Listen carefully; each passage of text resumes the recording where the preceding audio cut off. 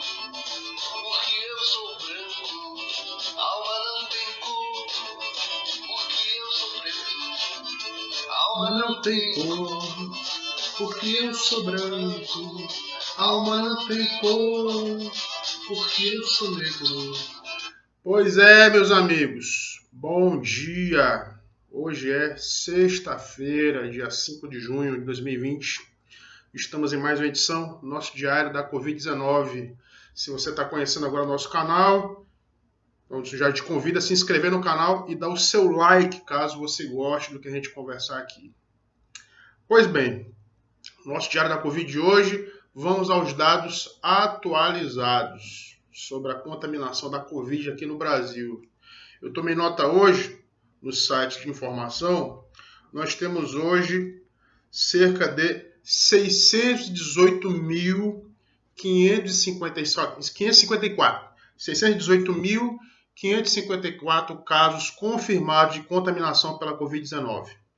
Desses casos, tirando aqueles que se recuperam, que estão na faixa de 225 mil, nós temos aqui 34.072 óbitos. E ontem registramos um recorde terrível nessa sucessão de recordes terríveis da Covid-19 aqui no Brasil. Nós tivemos em 24 horas 1.473 pessoas que faleceram por conta da Covid, da contaminação pelo novo coronavírus.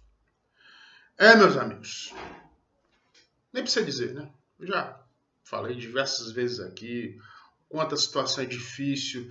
Eu aqui já tive a oportunidade aqui de confidenciar a vocês, de chorar os meus mortos, né, de pessoas próximas, de lamentar, de compartilhar o luto, compartilhar a dor e compartilhar, sobretudo, a ansiedade. A ansiedade daqueles que ficam, daqueles que não se contaminaram ainda, mas temem se contaminar. Mas fora isso, a gente percebe também, né, que existem outras contaminações. A gente se contaminar pela ignorância, a gente se contaminar pela maldade, a gente se contaminar pelo desconhecimento, a gente se contaminar pela burrice mesmo, né?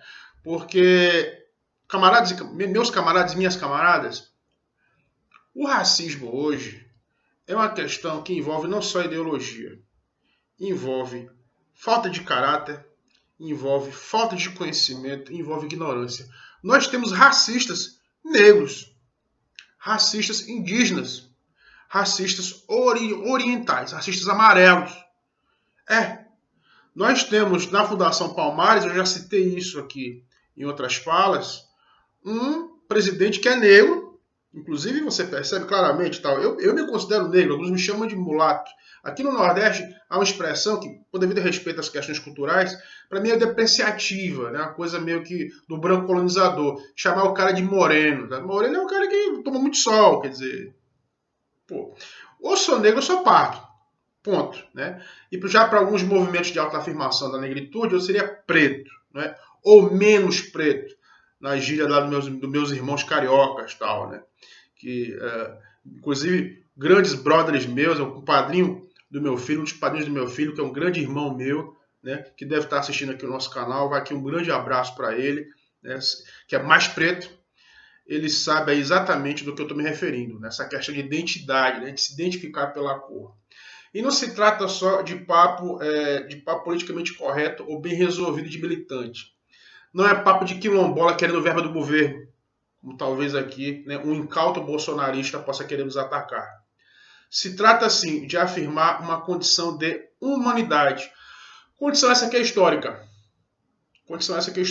Eu citei aqui o Sérgio Nascimento, lá, que é o da Fundação Palmares, porque recentemente, né, ele insultou mães de santo, ele insultou movimentos negros. E é aquele que quase foi tirado pela justiça desse cargo, né? Durante um tempo ele foi barrado de assumir esse cargo, até finalmente assumiu, que representa muito bem um staff horroroso do presidente Bolsonaro, das figuras lá, as figuras toscas, caricaturais e no mínimo excêntricas que ele coloca no seu ministério. E você tem na Fundação Palmares um negro que não defende a causa negra.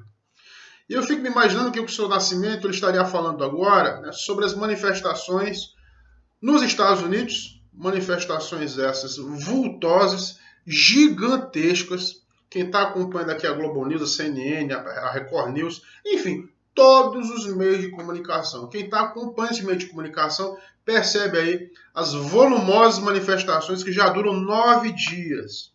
9 dias desde que um ex-segurança particular negro, o senhor George Floyd, foi brutalmente assassinado. Esse aqui é o ponto. Ele foi assassinado, não foi acidente. Ele foi assassinado durante uma revista policial. Policiais, que nos Estados Unidos ao menos, seguem o lema, o jargão Serve and Protect, servir para proteger. Na verdade, ao imobilizar o senhor Floyd, acusado, veja, acusado de um crime que aqui no Brasil a gente pode configurar como estelionato, ter tentado efetuar uma compra com uma nota, uma cédula falsa. Pronto, tudo bem. Bastou para que houvesse a intervenção policial, o senhor George Floyd fosse imobilizado e nessa imobilização flagrada, vale salientar, flagrada por câmeras e divulgada ao mundo a exaustão, essa imobilização não respeitou o uso moderado e progressivo da força e o senhor George Floyd, aos gritos de eu não consigo respirar, acabou morrendo, faleceu por asfixia e os policiais que estavam nessa diligência acabaram sendo responsabilizados criminalmente.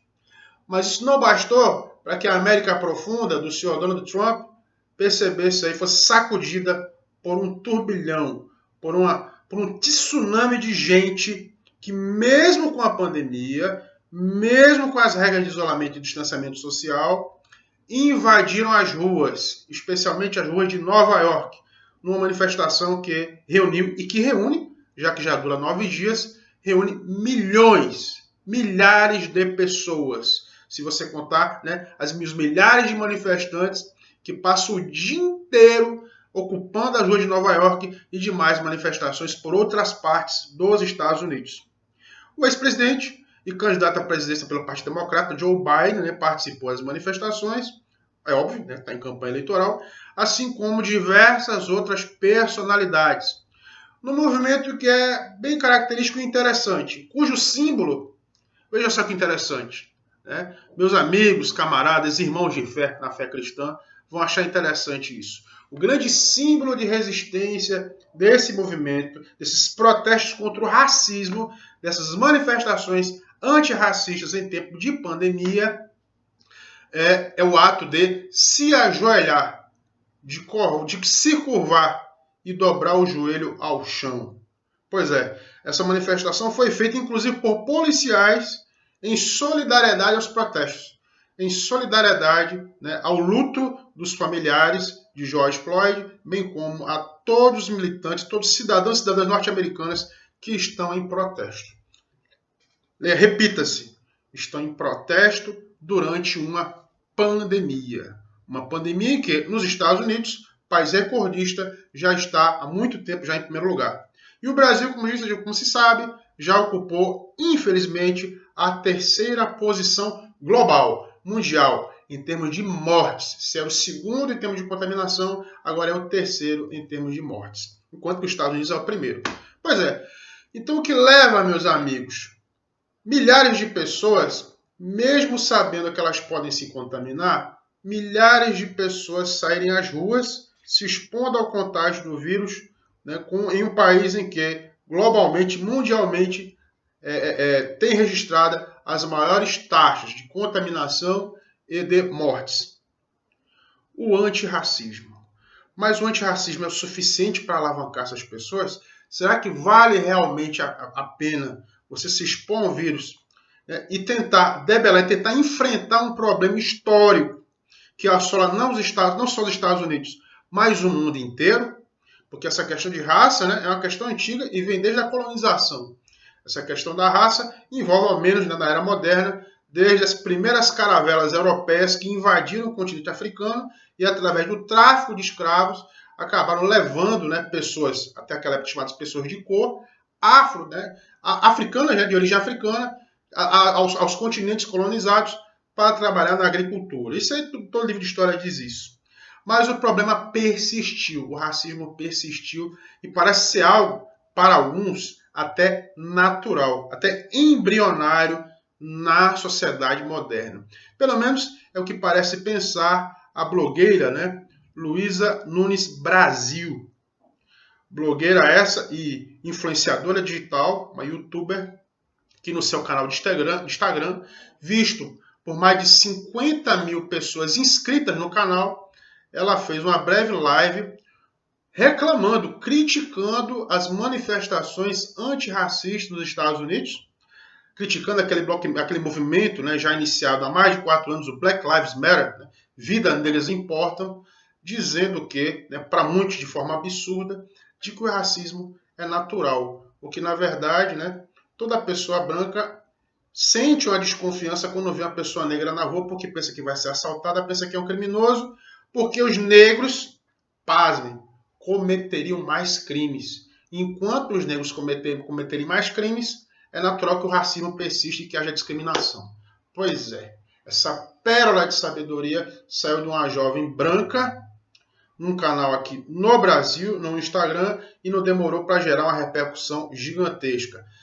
Talvez não uma repercussão tão grande quanto as manifestações antirracistas, porque a gente não pode dar muito ouvidos, né, a pessoas tão desprezíveis como essa. Porém, a fala da Luísa, ela revela muito o que se passa no inconsciente de muita gente. Porque, afinal de contas, né, uma blogueira, né, que dá dicas de saúde, dá dicas de beleza, né, tem aquela... É só casca, né? Tem aquela visão da vida como uma eterna cosmética, como se o mundo inteiro, né, fosse, né, bonitinho e feito à imagem e semelhança do seu ideal formal, estético, superficial de beleza. Você vai ter muita gente que pensa assim. Muita gente que votou no Bozo, muita gente que votou em Trump nos Estados Unidos e muita gente que vai compartilhar e se inscrever no canal da Dona Luísa. Mas, meus amigos, por que então, né, tanta disfarçatez? Será que são somente pessoas ignorantes, pessoas com problemas mentais, pessoas ou simplesmente pessoas mesquinhas? Eu digo mais a vocês. E daí, né, o objetivo da gente, do dia de hoje, é a gente relacionar a questão do racismo com o coronavírus. O racismo, ele é estrutural. Ou seja, ele se encontra nas estruturas de uma sociedade. Como eu falei há pouco, ele é historicamente enraizado. Agora, se você ter algo que é historicamente enraizado, não significa que você não possa combatê-lo. Tanto é que você tem as chamadas ações afirmativas. Barack Obama, ex-presidente que antecedeu o Sr. Trump, e olha quanta diferença, né? Anos atrás, você tinha um negro, um afrodescendente, filho de um queniano, de um negro queniano, na presidência da nação mais poderosa do planeta, na presidência dos Estados Unidos. Nem por isso o racismo deixou de existir nos Estados Unidos. Não sei se se intensificou, pode ter permanecido o mesmo, até porque os supremacistas brancos já existiam naquela época, existiam, claro, desde a fundação, né, dos alicerces da República Americana, e se intensificaram no começo do século passado com o surgimento da Ku Klux Klan. Pois bem, mas isso que o Obama conseguiu, pelo modelo democrático americano, ele conseguiu ser presidente. Sucedido por um branco loiro, topetudo, conservador e loiro, apoiado por aqueles mesmos supremacistas que ficaram calados no governo Obama e que ganharam voz e acenderam tochas e fizeram manifestações em Charlottesville, né, nos Estados Unidos, quase que não saiu. em Charlottesville, nos Estados Unidos, fazendo aí manifestações de cunho racial, de cunho racista, já no governo Trump. Pois é, o racismo ele tem isso. O racismo, meus amigos, ele parece uma luta eterna, né? Se a gente fosse maniqueísta aqui, uma luta eterna do bem contra o mal, né? Parece ser uma luta civilizatória que vai envolver gerações e mais gerações. Porque só sofre racismo quem está nessa condição aqui de pele. Tem quem está na condição de ser preterido no emprego, quem está na condição de se submeter a uma revista policial durante o dia ou durante a noite, coisa que a Luísa Nunes falou na maior cara de pau, que era mais difícil uma pessoa branca, loira, ser revistada pela polícia do que uma pessoa negra, porque a pessoa negra, né, já é, pelo seu estereótipo, suspeita. Ela falou isso. Está lá no Instagram dela. Agora, por que isso?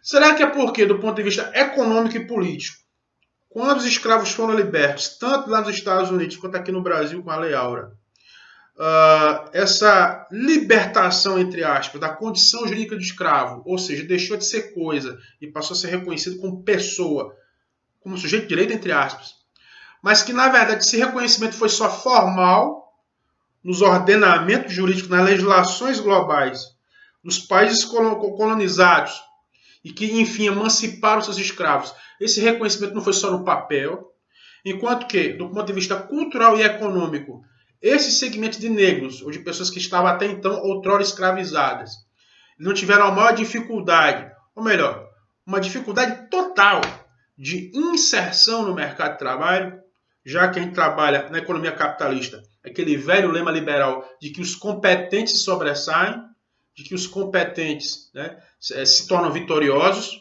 se destacam.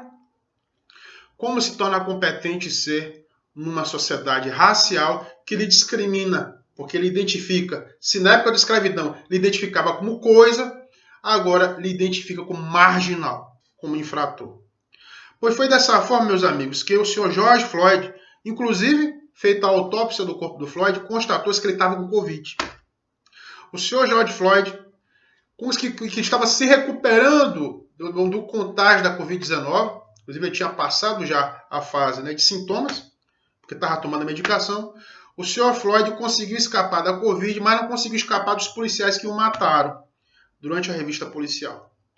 E aqui no Brasil, dos 34.072 mortos que eu citei aqui, em sua maioria, né, muitos, né, egressos da periferia das grandes cidades, né, porque o vírus, eu já falei isso muito tempo antes, o vírus atingiu a periferia aqui há pelo menos há mais de 2 meses, e ao atingir a periferia, a curva do vírus começou a se acentuar, como um foguete, até chegar ao número assustador que você tem de mais de 500 mil de pessoas contaminadas. Pois bem, você tem 500 mil de pessoas contaminadas que, em sua maioria, na periferia, são negras, são afrodescendentes, são negros, pardos, cafuçus, mestiços, mulatos.